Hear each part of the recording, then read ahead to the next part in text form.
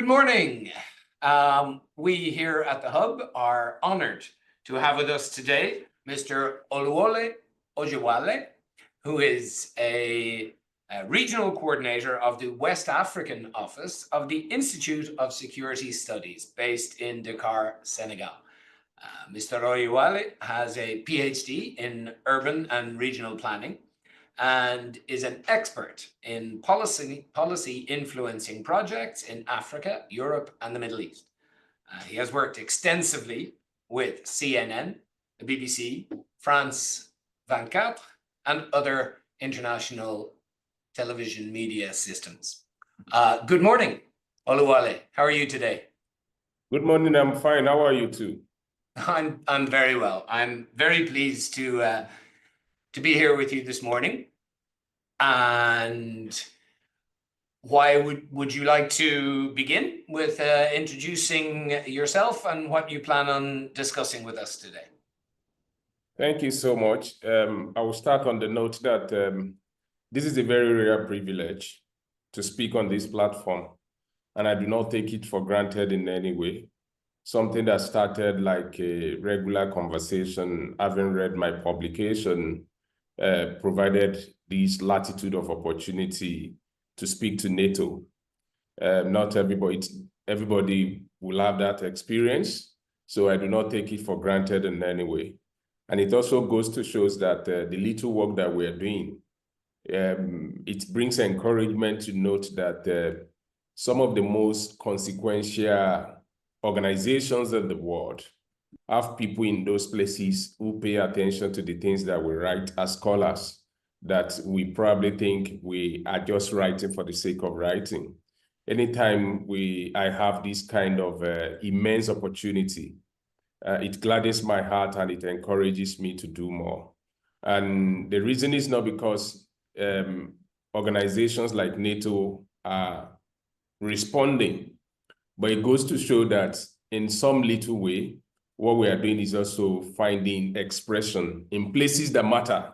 A lot of people write and those things are just on the shelf. So I want to thank you, thank your team for this grand opportunity again.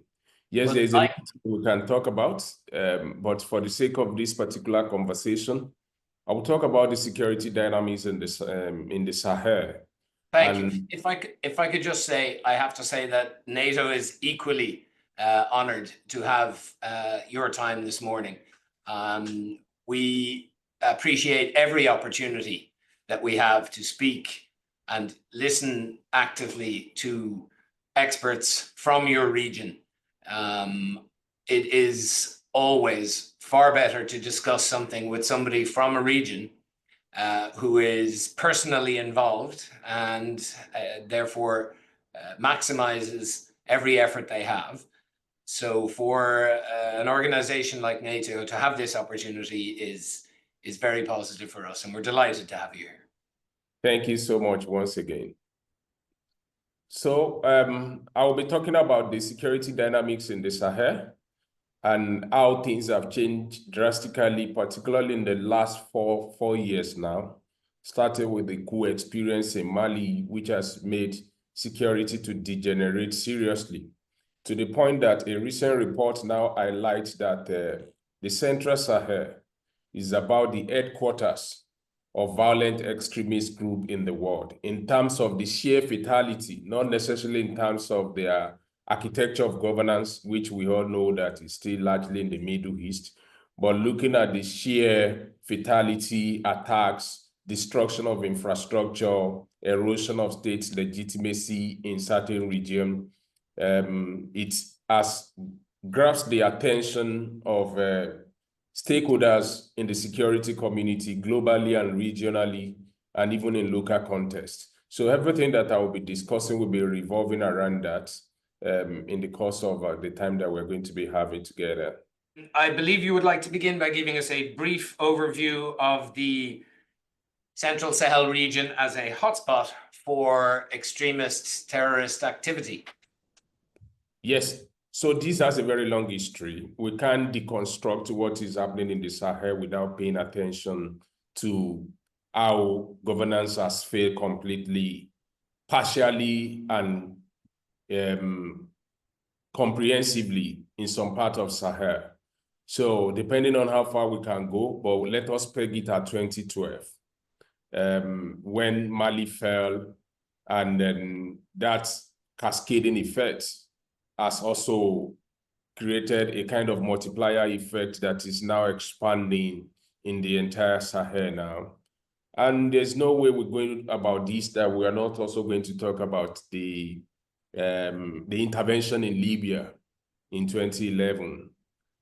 Preponderance of opinion is that the fall of Gaddafi is part of the reason why arms trafficking, smuggling, has now become the order of the day in Central Sahel. And it goes beyond that. It is percolating into Nigeria, northwestern part of the country, the northeast, the Boko Haram crisis, Chad, northern Cameroon, and even as far as Central African Republic. So when you look at the combination of these two issues, it becomes a recurring issue in terms of governance challenges that also got mainstream into political contestation in this region, that led to coup and counter-coup in Mali in 2020, and then another coup in Burkina Faso, another one in Niger, in which regime change in those places, even though those military administrators who are occupying those countries came into power on the allegation that the civilian authorities are not able to address security concern in those places, but that they have come into power to muster their military might and then address the issues of violent extremism, terrorism, and a host of other criminality that is taking place in the country in terms of banditry. But when we look at the figure, that is not speaking to their intention, whether good or bad. Where we are now is that in the past 4 years, fatality and attacks have been on the rise in Central Sahel. And this has a lot with other issues that I will be talking about after now, which has to do with governance deficit, endemic poverty, population explosion, youth bulge, that are finding expression through recruitment into this violent extremism. So we've moved in the Central Sahel state from a position in which military government claimed that civilian administrations were not addressing security concern of the people, and they came into power. But what has happened is that they also prioritize regime protection. That is the reason why the Jetison existing alliance, the security architecture, the G5 Sahel, and other architecture that were put together in those places are now embracing Russia with the Africa Corps in the name of combating insurgency, whereas the ultimate objective is the regime protection, to be able to perpetuate themselves in power till probably they are booted out by their colleagues, or maybe at some point election is going to take place. So these are the convergence of issues that I think are affecting security situation in those places where it has deteriorated significantly, and made me to think, if we're not careful, we are getting to the point that an Islamic State can actually emerge in those places, looking at the influx of foreign fighters into the places and the vulnerability of the local communities to recruitment by this violent extremist group. Yes, and our perspective, obviously, from the hub and with the Southern Talks program, is to make us to get as much of the local perspective, and if at all possible, your opinions on what the local populations are feeling and thinking, and their opinions on what is happening, based on the difficulty to have strong governance and the many issues that are happening. How do you think that the local populations feel about the possibility of a caliphate growing and becoming ever stronger in Central and West Sahel? Unfortunately, a lot of things that are happening in those places are not making it to the public because of media censorship now. You know, it's an authoritarian regime. Journalists are being persecuted in those places.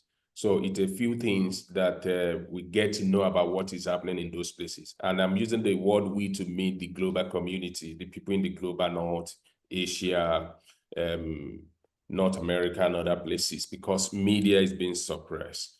But based on the evidences that we are gathering and that we have gathered, there is a serious concern at the community level. In fact, a lot of people feel betrayed by the military government in those places. I meet and talk to the civil society actors. They are complaining about how things have really deteriorated fast, because the objective of the military government is not working in two regards. One is that they've jettisoned international partnership. They walk out of ECOWAS in the recent time. Then that leads me to the second issue, which is this isolationist tendency. To a large extent, they've isolated themselves from the rest of the world and choosing who they desire to be their partner, which is actually practically embracing Russia. Putin himself is also facing his own isolationist. He has been isolated to a reasonable extent from the world. So it begs the question that if he can't help himself, he's also is also not able to help this military government that have turned over to him. Russia recently started scavenging for weapons, ammunition in North Korea, in Iran, all these other countries. It shows that he can't guarantee the security that these military authoritarians are looking for in Russia, because it's bogged down with the war in Ukraine. This has serious implications for the security concern in the Sahel, because in that they have isolated themselves, the international cooperation and help that they are supposed to be receiving to be able to challenge this rise of violent extremist group in those countries are not coming to the fore. So local population that are complaining, like in places like Burkina Faso, it's all over the places. You complain, you are conscripted and sent to the war front to go and combat terrorists. That is the extent to which things have gotten. One made it to a viral sharing recently, a medical doctor that complained about local realities in those places. And then he was conscripted and sent to the war front. The picture and the video was all over the places, reported by major media. That is the extent to which things have really deteriorated in the country. And even when we check armed conflict event location database, attacks are on the rise. In 4 years, it has gotten to about 7,000 attacks in Mali alone. The same thing is for Burkina Faso. So the local population are concerned. There was protest in France when these countries decided to walk out of ECOWAS. Those are diasporan, Burkinabe, Malian, Nigerian who were protesting in those places. Their counterparts have been suppressed in country. They can't stage that. I'm saying this to underscore the fact that all over the places in the world, when people sense that there is exclusion, when the right of people are being, when people are suppressed, it creates a cannon fodder. It creates a sort of an enabler that drive people to violent extremism. So it's creating, from local population perspective, what I would consider like a poly crisis now, in which something is leading to another and is creating a circus. So rather than walking out of the challenges of security in the Central Sahel, the military administration, from feelers from the people, are actually deepening those crises. And this is where we are in Central Sahel now. I see. And often I read about the economic necessity that local populations have of lining themselves up with and joining terrorist organizations simply because of the promise of having enough money to survive and having enough food to survive. Is that as big a problem as I would have heard? Yes, it's a very big problem. The Sahel is a very strategic location that separates the sub-Saharan Africa from the Arab-dominated northern part of the country, of the continent, and it's also a very strategic place that I mean, people just have to cross to Algeria or Libya, and they cross over the Mediterranean Sea, and they are in Italy or they are in France or any of these countries in Southern Europe. So The economic crisis over the years has also been biting due to vagaries of factors. You know, it's also one of the regions in the world that have been severely impacted by climate change. So the local population mainstay of their economy is agriculture. So a lot of people have been driven away from agriculture, then become vulnerable to recruitment by the violent extremist group. So the economic realities are biting seriously in those places, whether it is in Niger, where people rely solely on planting onions, or it is in Burkina Faso, or even Mali. The climate change impact is significant on the livestock farmers and even on the crop farmers in those places. So they are looking for respite in other areas, and whatever comes handy in providing survival for the people, whether it is violent extremist group, becomes something that they have to readily embrace. So that is making recruitment to be easier for the violent extremist group in those places. Yes, we're talking about Central Sahel, but happenings in those places are also impacting littoral states like Togo, Benin, Ghana, and one of the places where this is significantly felt on the continent is northern Nigeria. Youth have been recruited with as low as less than $2. Look, converting the local currency to that, or let me say $5. That is how deep the poverty is. And when you have a population that is that vulnerable due to climate change, to the economic crisis, and then all other issues, governance exclusion in those places, and it becomes easier for people to be recruited into those groups. So I think globally now, one of the places where recruitment into violent extremist group is very cheap is in the Central Sahel. And we can correlate that with the spate of attack that is also taking place in those regions. At this point, what are the most relevant drivers of the increase in terrorist activity and recruitment for them? You mentioned, of course, climate change and the difficulty, economic difficulty. But in terms of governance and the battle against terrorism, how is that suffering? What are the difficulties they're facing? I think the number one thing I will talk about in terms of the drivers or the enablers, I will try to join two issues together. We look at the porosity of the borders and how that enhances movement of contraband goods. In particular, in this regard, we're talking about arms trafficking. You know, the border is vast and is poorly policed in most instances. And that created an environment in which terrorist groups, violent extremist groups are able to exchange weapons. Sometimes it can be exchange of weapons for mineral resources, because in Central Sahel states like Mali, they have also gained significant inroad access into minerals, gold in those places, with the various armed groups. So it could be as simple as exchanging gold for arms. I have evidences that have been gathered in the course of my field work that attest to this in terms of how arms are being moved in those places. Women have also become vulnerable to that. Prevailing culture in the environment forbids the regular search that policing authority are going to carry out on men. You can't tell a woman to open his clothes and all those things.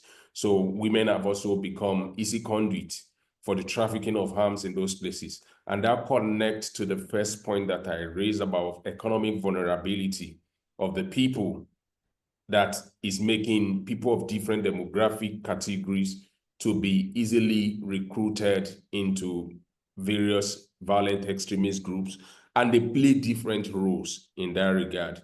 And security governance is a primary responsibility of government across board. But the limited statehood, state presence in underserved communities, border communities, in terms of the presence of policing authority or military or any form of law enforcement agencies that are supposed to be covering those places, made proliferation of arms to be as easy as anybody can imagine. I remember talking to somebody in the northeastern part of Nigeria, and he was just saying it jokingly to say, you just have to cross to the other side and charge there, that you can buy weapon for as low as $100. That is the extent to which, and I'm not talking about locally fabricated weapons. We're talking about relics of Soviet-era weapons. We're talking about AK-47. We're talking about sophisticated arms. A lot of people are getting involved in that because it's about one of the easiest things to get, or any form of smuggling that is taking place. I also had experience of car theft, in which it just only to cross to the other side of the border, and it is sold for cheaper price because of the porosity of the borders in those places. And in places where the impact of the government is least felt, or where government is not present at all, we've also seen a dimension of criminal governance, in which Islamic State in the West African province has now created a parallel governance, in which the local population is now providing them legitimacy. Why? Because government is far from those local communities in terms of provision of basic amenities, schools, health, and what have you. So those criminal groups, terrorist groups, are actually supplanting government in those places. It's happening in the northeastern part of Nigeria. It's happening in some part of northwest, where you are northwestern part of Nigeria, where you have Ansaru. And in all the places in Mali, Burkina Faso, Niger, they've created enclaves in which they have been able to indoctrinate local communities. And then they find buy-in from those local communities because government is far away from people. So if you look at it from the beginning to the end, at the center of what is happening in the Sahel is the governance failure, which is felt in agriculture, is felt in health, is felt in every area of life, in every sector of life that you expect government to be able to improve in the quality of life of the people. Life is so cheap in some of those underserved communities on the borderland, where government is far detached from their realities. And in most cases, violent extremism becomes a sort of an industry that people try to engage in. And since there are a bit of people who can then help them to get radicalized, then violence becomes an everyday affair. And that is the reason why every day you check armed conflict event location database, on an average, there will be one attack here or the other across these 3 countries. If it is not by terrorist groups, it's by bandit groups, or even the protracted farmer-herder conflict is part of the convergence of insecurity in the region. And each of these groups are reinforcing one another in one way or the other, whether through the exchange of harm or mutual recruitment or geography that has created a convergence across those regions. So in relation to the failure of governance, we all know, of course, of the number of coups d'etats which have been successful in the area over the last number of years, as you said, beginning 4 years ago with Mali. But over the last 4 years, the problems of terrorism have increased further. There's more terrorist activity. So with the advent and the arrival of the military governments, who presumably overthrew the non-military governments in order to make things better, what's going wrong, and how do you measure how things have got worse? In short, do the people believe that the military are going to be any better at protecting them from terrorism or not? Well, the simple answer to that is that the jury is out. Pre-military intervention, attacks were comparatively low to what we're having now. I made mention of Mali. It's over 7,000 last year in Mali alone, about 8,000 in Burkina Faso. Nigeria had a coup d'etat about a year or so ago, is also witnessing a surge in the rise of attack for the obvious reasons. And I know there was a honeymoon in which the military administrators were able to propagate the so-called anti-French or anti-West sentiment. In other words, oh, you know, our resources have been pillaging over the years. I mean, trying to scapegoat France is a public knowledge, and one of the things that they use to buy legitimacy in those places. But I think the honeymoon is over, and the reality is upon everybody now to say we have been able to establish that these uniform guys are so preoccupied with regime protection that protecting the civilian population is a secondary agenda. And that is the reason why in places like Burkina Faso, insecurity has also now become an excuse for not holding election. In other words, the affliction of daily attacks on civilian population has also become the reason and explanation that the regime in those countries are also giving as reason for not holding election. So you have a situation in which it appears like there's a conspiracy in which on the part of the military, I think it serves their interest, like if the attacks, if the graph is on the rise and they continue to use that as a justification to the local population for the reasons why they cannot hold election. And for instance, in Burkina Faso, the transition plan now says election is going to hold in 2029. That was that is going to be 5 years from now. If Burkina Faso is to be running a 4 years electoral cycle, by that time, the equivalence will be that at least 2 elections ought to have held in the country. So the same thing is happening in Mali for almost 5 years. Who took place in Mali in April 2020? Next 2 months from now, it's going to be 5 years exactly that the country has not had democratically elected, has not had democratic election in the country. So the feelings of the local population, the civil society, the political parties who were actually who have been excluded is that election ought to hold. And I'm not saying this that to underscore the fact that election resolve national question or national crisis. In fact, in most cases, it can deepen it in terms of shared divides, political divides that election creates. But in the same vein, we've not been able to find alternative solution to this participatory democracy that make people every 4 years, irrespective of their economic condition, political condition or affiliation, able to elect their leaders. The more the military authoritarians in those places are pushing back the election, the more their legitimacy is getting eroded, the more alienated people become and detached from the government. And it goes back to the issues that we've been discussing earlier. It's creating fertile ground again for people to become aggressive against the state because they feel that the state do not value them, that they should have input in who becomes their leader. And there's a limit to which the military authoritarians can always impose ideas on people. We've seen the fall of Syria. So, and it's a lesson for Central Sahel, really, that a time can come that your guarantor of security may not be able to guarantee your security again and walk away, like Russia walk away in Syria. So if that happens in Central Sahel now, what it means is that revolution is staring people in the face.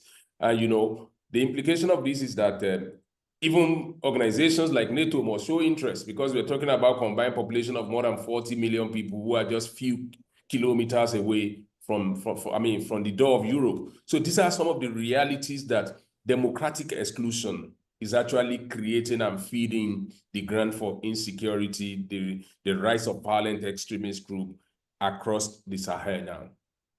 So do you think it's fair to say then that the majority of the local population would advocate for the return of a democratic approach to governance, even though it is flawed and even though it creates difficulties and even though it's not guaranteed in any way to resolve anything? At least it puts the power back in their own hands to govern themselves, whereas the military and relying on foreign assistance is a big risk, which is likely to backfire.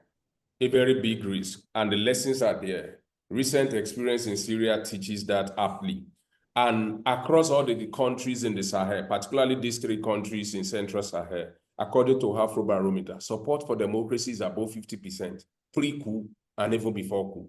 So there is no any justification for occupying the seat of power endlessly as the military government are demonstrating in those places. And it's a recipe for disaster if it is not properly managed, which is going to have serious implications for the broader region and even for neighboring continents like Europe.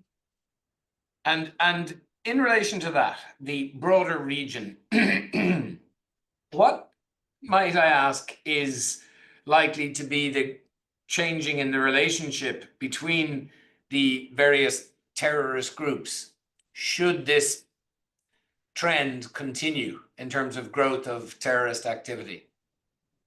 Yes, the possibility is there for obvious reasons.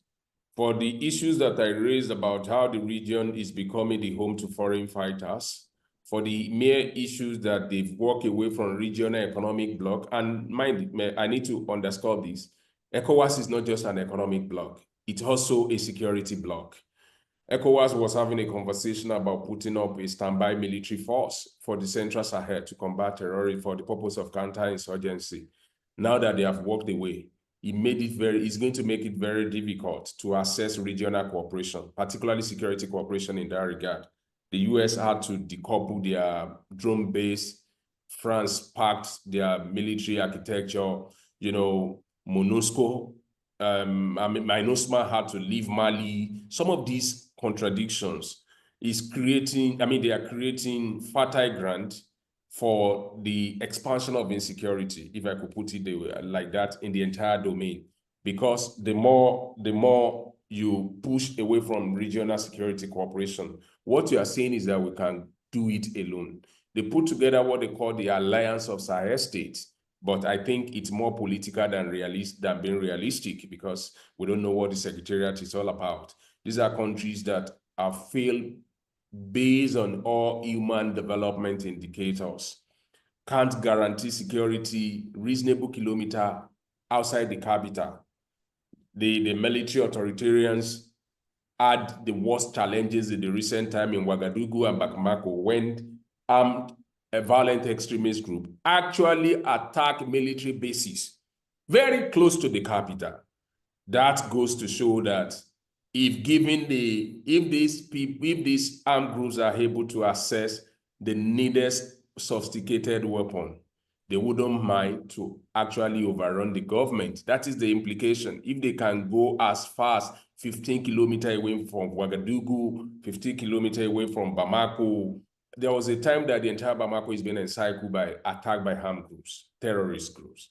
So the implications are dire because the building blocks are there, self-erected or imposed by external conditionalities in those places.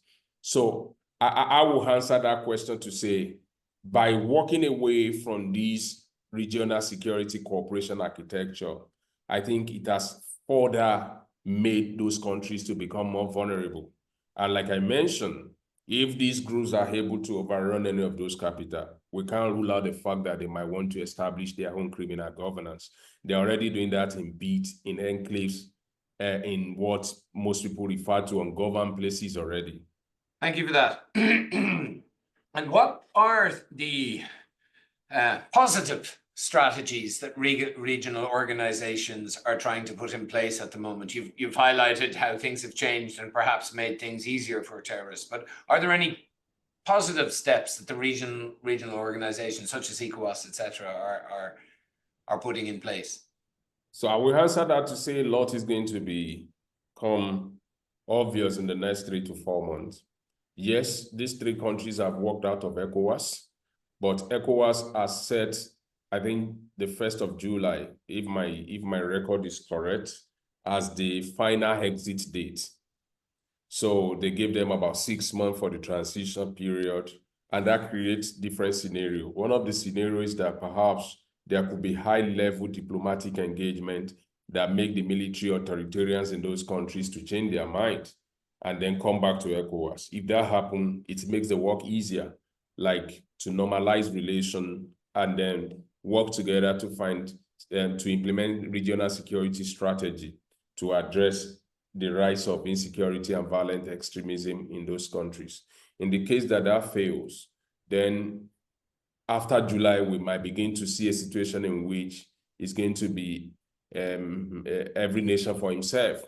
At least those countries that share border with some of these countries, we have serious issues to contend with around their borders.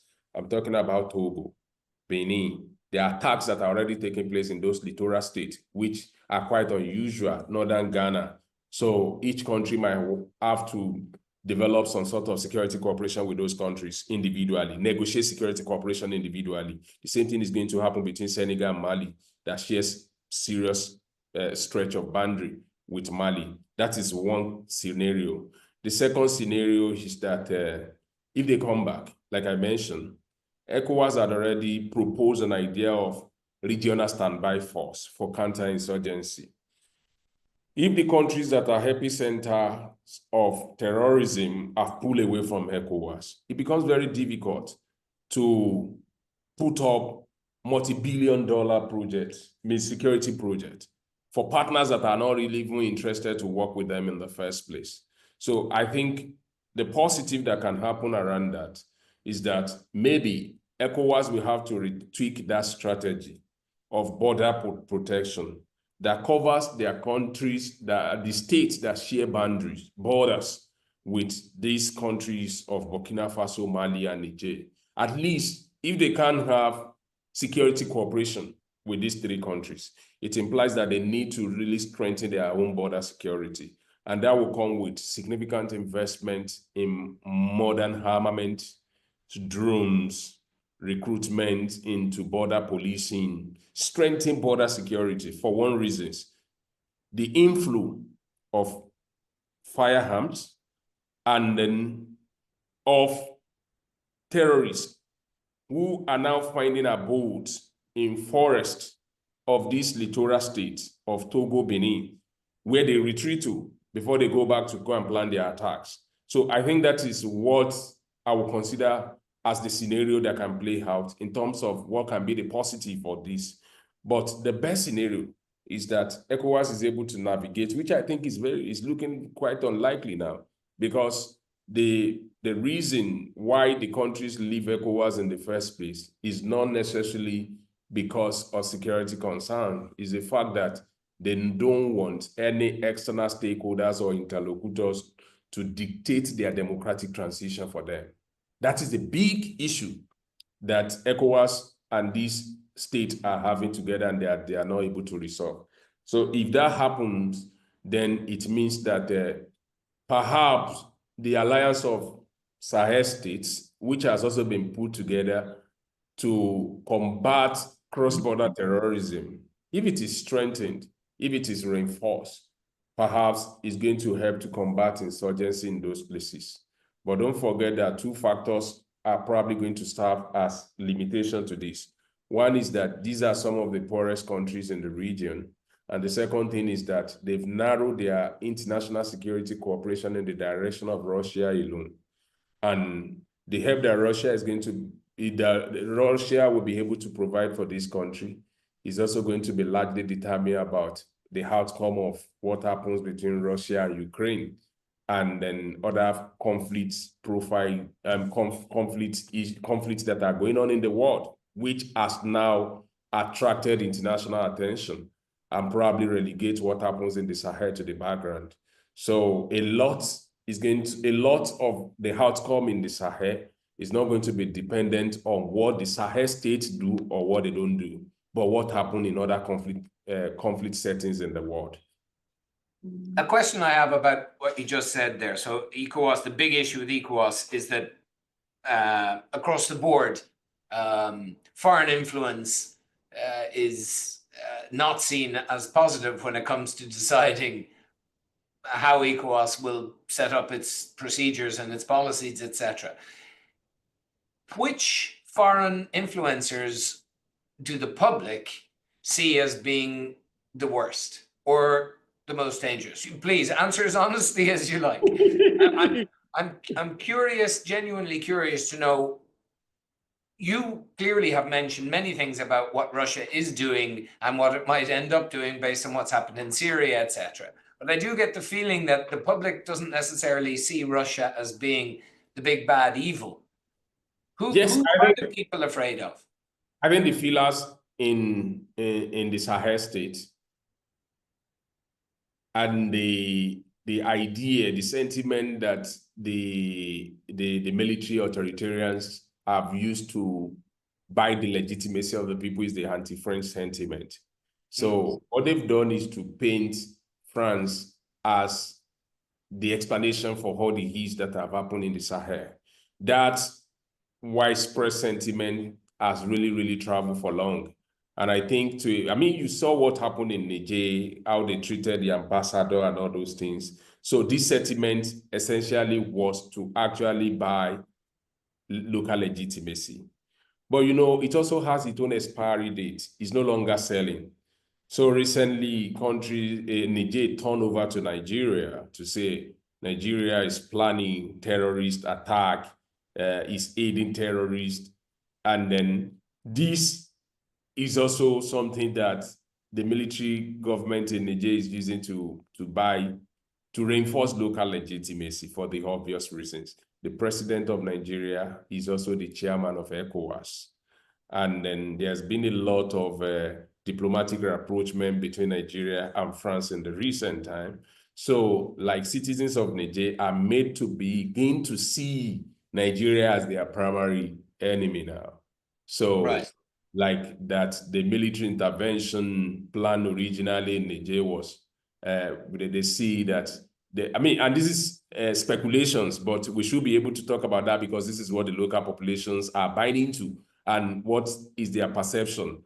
So they began to see Nigeria as a proxy for France to destabilize their country.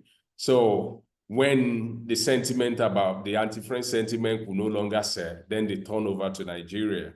And then the anti-French sentiment should also be viewed broadly. It's not only about France, it's about anything that represents Western establishment. That is the reason why virtually everybody had to decouple from the US to the UK to the UN.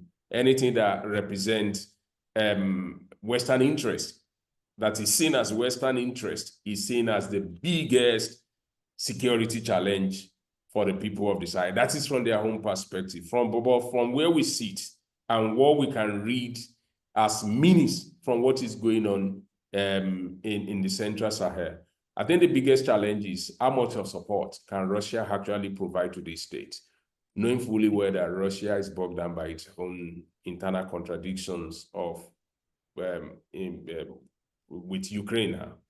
And if Russia could back out from Syria at the last minute, and the only thing that they could guarantee Assad is just to host him living in Russia and couldn't do much more than that, then it goes to show that the day that Russia cannot provide that regime protection in countries of Burkina Faso, Mali, and Niger, we can almost deduce that what befell Syria, Assad regime rather, can also befall any of these countries if they are not able to get that support, knowing fully well they have decoupled completely from any other international or regional security cooperation in the past 2 to 3 years. And in relation to that comment you just made, how much do you think the local population's opinions and perspectives are affected by the media, and in particular, either fake news or propaganda?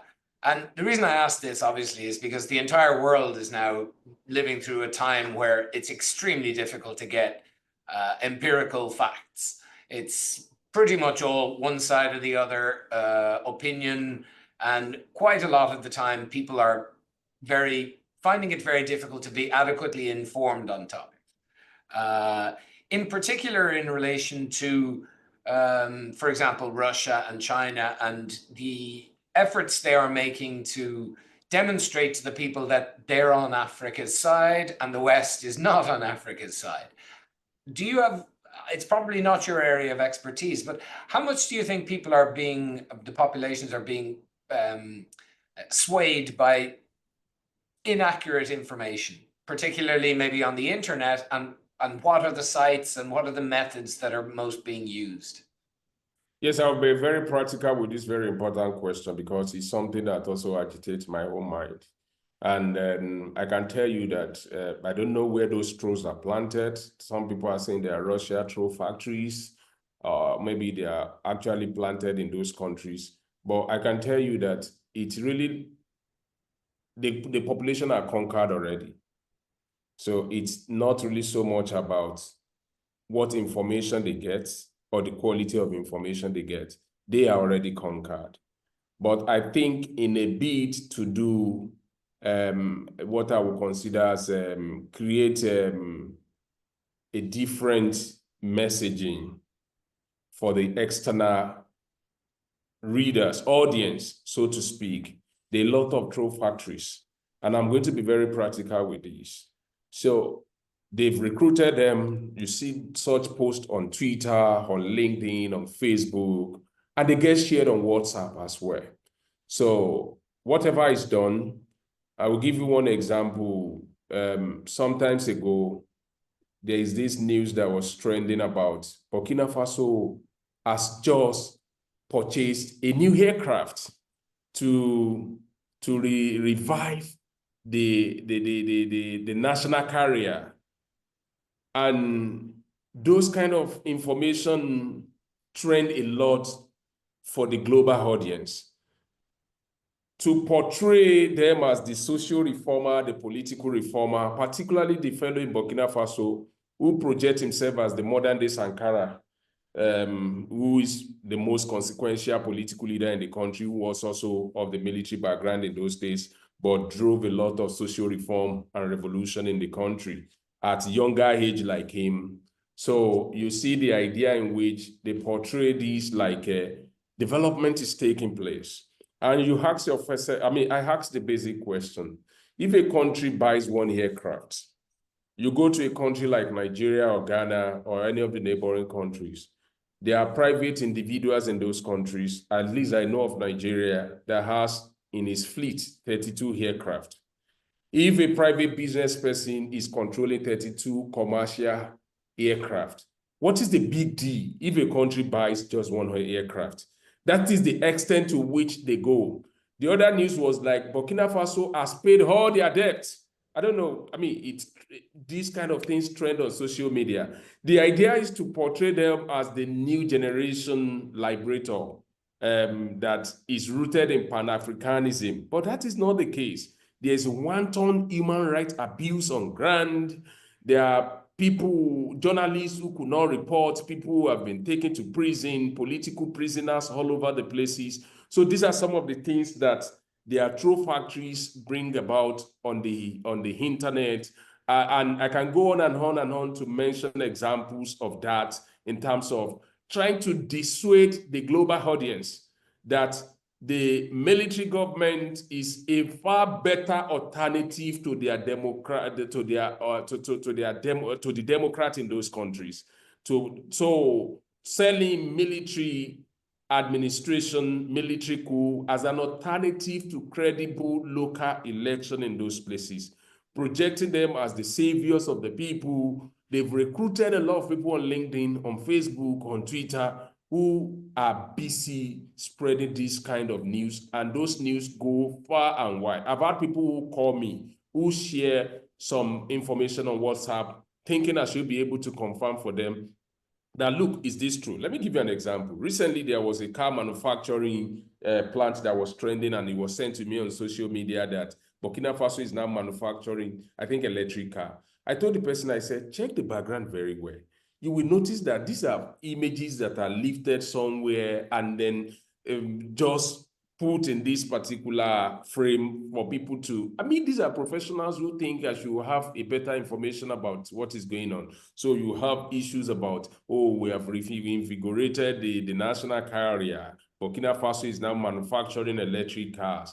to Burkina Faso has paid all the country's debt. Mali is now has now made $11 million from gold. You know, I know some of those things are there. I know there are issues, negotiation about Canadian mining companies and Mali, and some sort of money to be repaid, but they go the extra mile to blow the trumpet out of proportion. And it's not really about the locally conquered population. It's about swaying international audience to think maybe the best stories that can come out of Africa now is what the military authoritarians are doing, whereas it is not. The local population are really conquered and suppressed.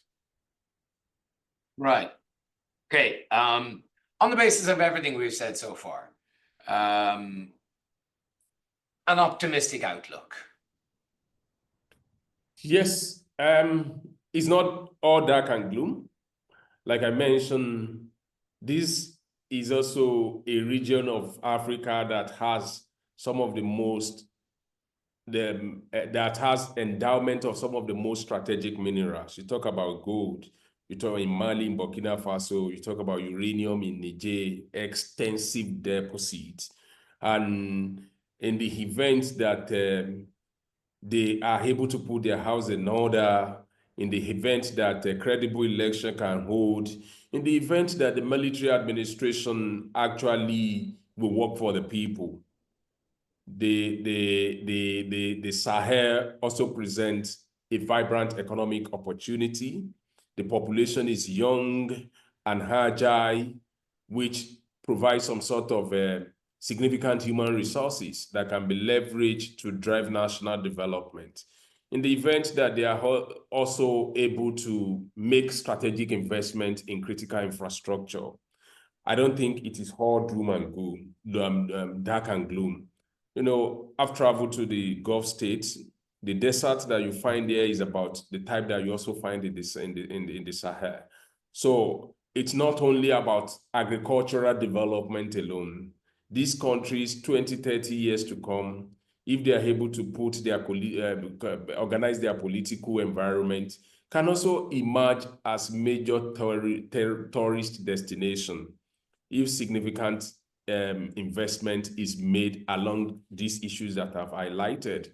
And it can also become the food basket of Africa, and also exporting food to Europe, to US, Canada, Southeast Asia, and other parts of the continent, because of the arable ground for greenery. You can plant corn, plant some of these plants in those places.